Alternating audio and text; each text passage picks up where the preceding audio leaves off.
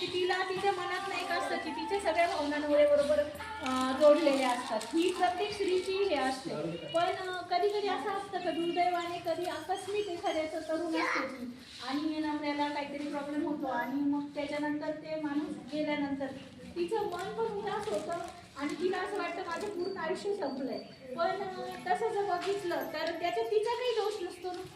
नवऱ्याला शारीरिक प्रॉब्लेम आला म्हणा किंवा काही ॲक्सिडेंटली झालं तर तो माणूस गेलेला असतो. तर ती स्त्री जर कधी घरात असं राहिली तर त्या मुलांना पहिल्यापासून आईला कशी बघायची सवय असते वडील असताना.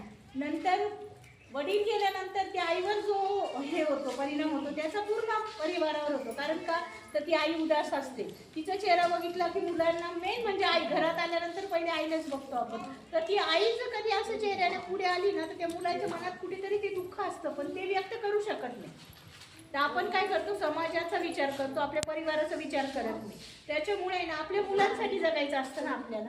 आणि ठीक आहे आपल्या भावना आपल्या नवऱ्याबरोबर जोडलेल्या आहेत त्याच्याबद्दल तर म्हणजे मी पण एक स्त्री आहे तुम्ही पण एक स्त्री आहे त्याच्यामुळे आपण तर त्या गोष्टीला खूप हे असतो. कारण कसं की वयाच्या 17-18 वर्षानंतर तो माणूस आपल्या आयुष्यात आलेला असतो. आपलं पूर्ण वय सगळं काही आपण त्याच्यासाठी अर्पण केलेलं असतं. पण तो गेल्यानंतर त्याची पण अशी इच्छा नसते ना की मी गेल्यानंतर माझा संसार असा व्हावा.